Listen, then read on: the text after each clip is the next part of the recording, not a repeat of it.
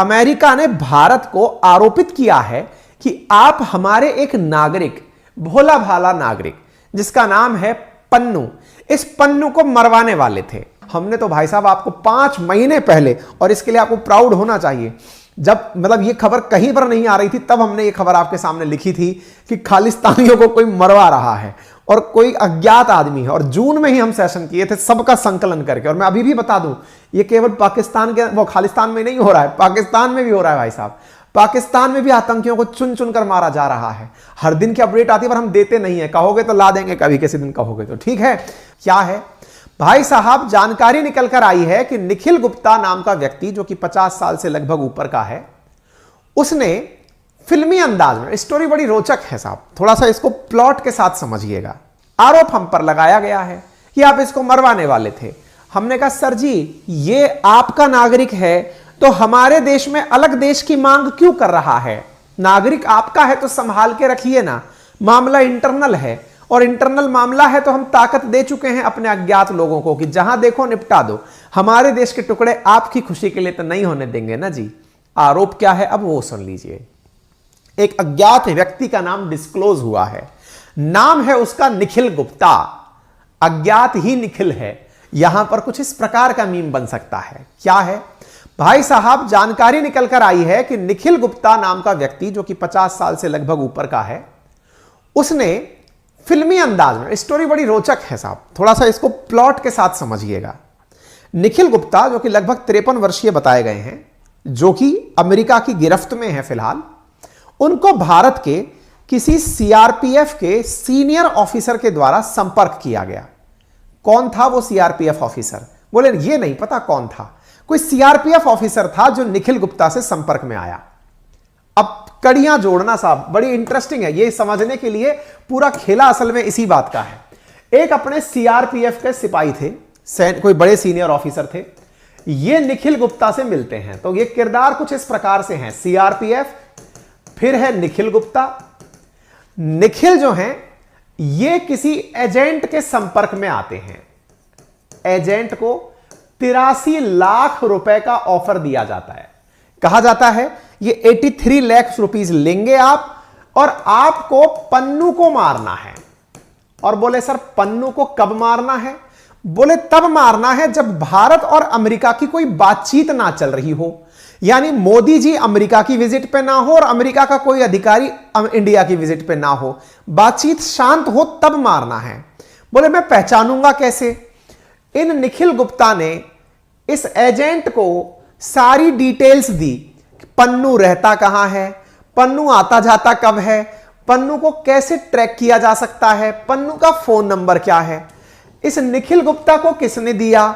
इस सीआरपीएफ के जवान ने यह सारा कार्यक्रम पकड़ाया था। अब दिक्कत क्या हुई है, ध्यान से सुनिएगा। इस पन्नू को मारने के लिए, अच्छा पन्नू जो है इंडिया से भागकर गया था, जब ये यूएस की नागरिकता ले लिया था और साथ में कनाडा की नागरिकता भी ले लिया था। कनाडा के अंदर निज्जर नामक प्राणी था जिसको कि जून में इन भाई साहब ने टपकवा दिया था। ये जो सीआरपीएफ के अधिकारी हैं ये निखिल को बताते हैं कि निखिल सुनो बेटा, थोड़े दिन पहले हमने इस निज्जर को मरवाया है, इसलिए तुम्हें घबराने की जरूरत नहीं है। इधर निज्जर खत्म हुआ है, अब तुम्हें जिम्मेदारी दी गई है कि तुम पन्नू को मरवाओ। बोले ठीक है सर, काम हो जाएगा।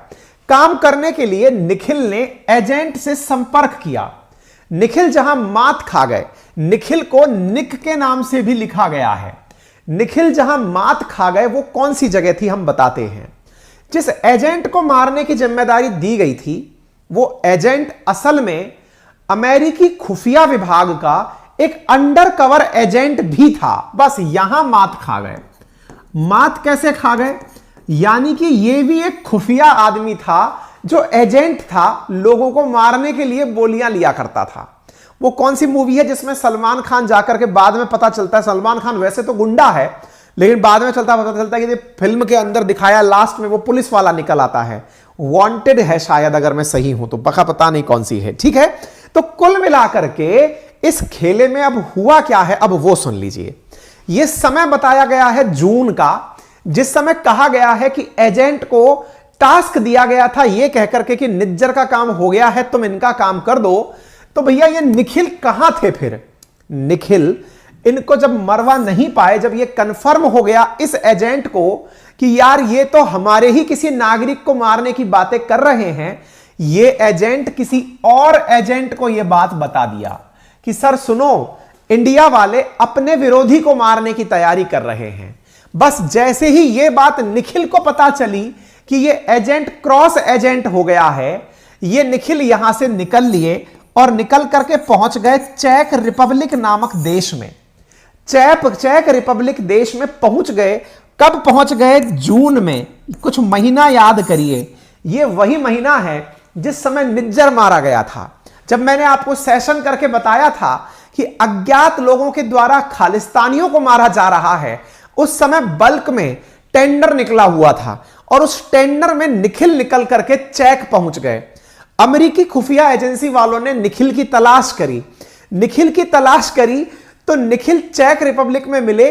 जून की घटना है ये, आप दिसंबर में एंट्री कर जाएंगे कल। चेक रिपब्लिक से कहकर के प्रत्यर्पण संधि के अधीन इस निखिल गुप्ता को अमेरिका वाले चेक से अमेरिका ले आए हैं। अमेरिका आ चुका है निखिल, और ऐसी स्थिति में अब कोर्ट के सामने निखिल को प्रस्तुत किया जाएगा। एक बकायदा डॉक्यूमेंट दिखाया गया है जिसमें लिखा है कि यह सारी कहानी है। सर एक बात बताओ, इस कहानी में बड़ा ट्विस्ट आ रहा है, इंटरेस्ट आ रहा है। कैसे? इसका मतलब अमेरिका वालों को यह डे 1 से पता था, 30 जून से, कि निखिल ये काम कर रहे थे। बोले हां, तो बाइडेन जब G20 में इंडिया आए थे तब कुछ बोले क्यों नहीं? अरे बोले थे, अमेरिका से आए थे जब भारत के कान में। इंडिया वाले कहे देखो चुप रहो, बोल गए तो अभी की अभी पुतिन को बुला लेंगे और आपका बोला बाला यहां चुप हो जाएगा। ट्रूडो जाकर मचला, अंकल अंकल देखो, इंडिया को बोलो ये निज्जर को मरवाए थे। बाइडेन बोलते हैं सुनो बेटा, तुम्हारी इज्जत तो फिर भी बच गई है, तुम्हारी तो चलो लुट गई है, हमारी तो बहाल हाल में बची है। बोले कैसे? बोले हमारे आदमी को भी मरवाने भेजे थे यार, ये पन्नू को मरवा रहे थे। सोचो हमारी कितनी इंसल्ट होती।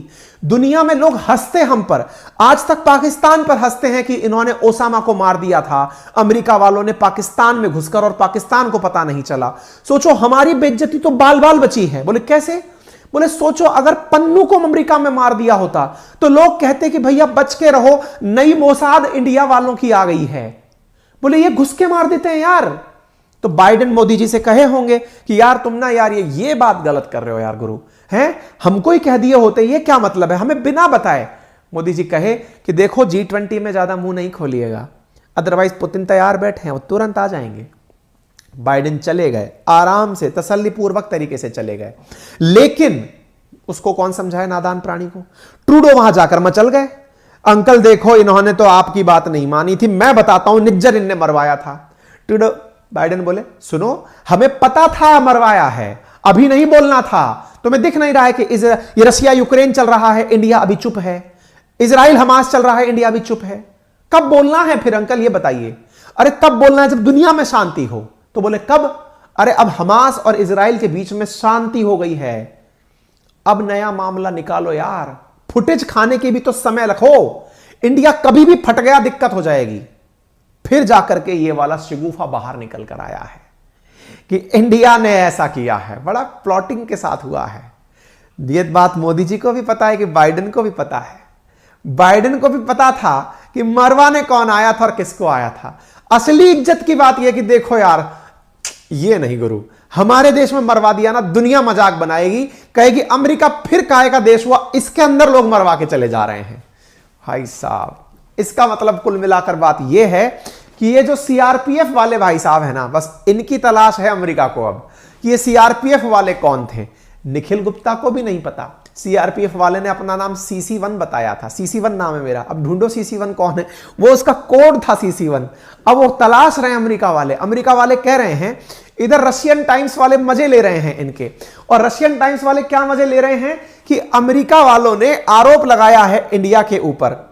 खैर फिलहाल के लिए रशियन टाइम्स वाले मजे ले रहे हैं अमेरिका के। ये बोले देखो इंडिया को थोड़ा हल्के में मत लो बेटा, पहले ये तेल खरीद करके तुम लोगों को ये रियलाइज कराए कि हम कितने बड़े हैं, अब तुम्हारे ही देश में लोगों को घुसकर मार रहे हैं। खैर कोई बात नहीं, ये पूरी की पूरी बात निकल कर आई मर्डर फॉर हायर चार्जेस। यहां पर ये जानकारी निकल कर आई है, जो बातें मैंने सारी सुनाई हैं, ये सारी कहानियां यहां पर पूरी तरह से लिख करके अमेरिका की कोर्ट के अंदर बकायदा United States of America versus Nikhil Gupta also known as Nick, इस अज्ञात प्राणी का नाम निखिल है, अज्ञात निखिल है, ये वाली चीज जो निकल कर आई है अमेरिका से, पन्नू बड़ी राहत की सांस ले रहा होगा कि बेटा अभी भी निखिल तो पकड़ में आ गया है, लेकिन ये जो असली था ना, जिसने ये टेंडर दिया था 83 लाख रुपए का, वो अभी भी फरार है।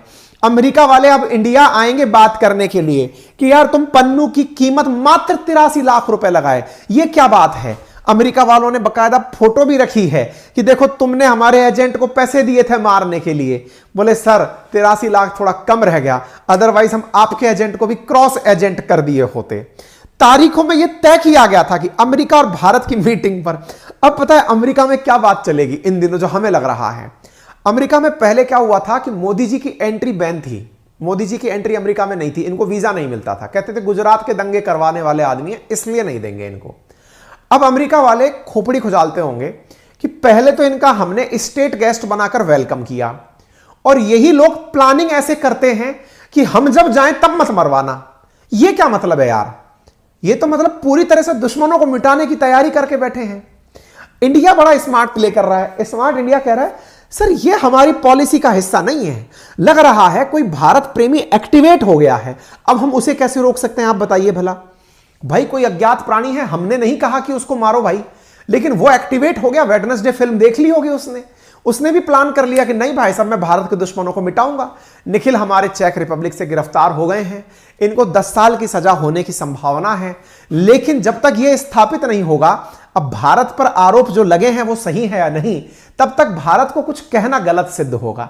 लेकिन आप भी समझ रहे हैं और हम भी समझ रहे हैं, अब तो केवल सबूतों की बात बची है। क्योंकि ट्रूडो जब पर्सनली 1 to 1 मिला होगा ना, तब मोदी जी को बोला होगा मोदी जी आपने मरवा दिया, बोले तो मरवा दिया मतलब तुम अपनी जमीन का हमारे खिलाफ उपयोग करोगे तो हम क्या 140 करोड़ मतलब यूं ही लेके घूम रहे हैं भाई। सरक गई ना तो हमको समझ नहीं आएगा कौन कहां पहुंच जाएगा। ट्रूडो 2 दिन बिल्कुल एकदम शांत रहे, वहां पहुंचे तब जाकर बोले कहानी बड़ी इंटरेस्टिंग है, भारत की कहानी महान है। अब ये पिक्चर दुनिया के सामने आई है, हमने तो भाई साहब आपको 5 महीने पहले, और इसके लिए आपको प्राउड होना चाहिए, जब मतलब ये खबर कहीं पर नहीं आ रही थी तब हमने ये खबर आपके सामने लिखी थी कि खालिस्तानियों को कोई मरवा रहा है और कोई अज्ञात आदमी है। और जून में ही हम सेशन किए थे सबका संकलन करके। और मैं अभी भी बता दूं ये केवल पाकिस्तान के वो खालिस्तान में नहीं हो रहा है, पाकिस्तान में भी हो रहा है भाई साहब। पाकिस्तान में भी आतंकियों को चुन चुन कर मारा जा रहा है। हर दिन की अपडेट आती है पर हम देते नहीं है, कहोगे तो ला देंगे कभी किसी दिन, कहोगे तो ठीक है। फिलहाल के लिए आपके दिमाग में डाउट आएगा क्या इससे भारत और अमेरिका के संबंध बिगड़ जाएंगे? कोई फर्क नहीं पड़ रहा। क्यों? ये दुनिया को दिखाने के लिए है ताकि उनको भी लगे कि हाँ भाई वो लैंड मतलब रूल ऑफ लॉ वाली लैंड है, बाकी कुछ नहीं है। बाकी आपकी जो विजन और राय है वो आप जरूर कमेंट बॉक्स में बता सकते हैं। चैनल पर नए हैं तो सब्सक्राइब कर लें, अपने साथियों से जरूर साझा करें। वीडियो में इतने लोग प्रेजेंट थे, लाइक कुछ ही संख्या में है तो इतना तो कष्ट कर ही सकते हैं। साथियों से जरूर सब्सक्राइब कराएं। साथियों होता क्या है ना, एक बहुत अच्छी बात बताता हूं मैं आपको। अपने केस में बहुत से लोग जो अपन से बहुत ज़्यादा प्यार करते हैं वो अपने वीडियोस को अलग अलग प्रकार से कहीं स्पैम करते हैं, कोई रिपोर्ट करता है, कोई डिसलाइक करता है, ताकि हम लोग ग्रो ना हो। हम लोग ग्रो ना हो तो ये आपके समझ में आने वाली बात है कि कौन लोग ऐसे होते हैं जो ऐसा चाहते हैं, जिन्हें हमारी तरीके, हमारा जो विचार, हमारा तरीका ये पसंद नहीं आता। बहुत से लोग होते हैं, हर आदमी से हर आदमी खुश नहीं हो सकता।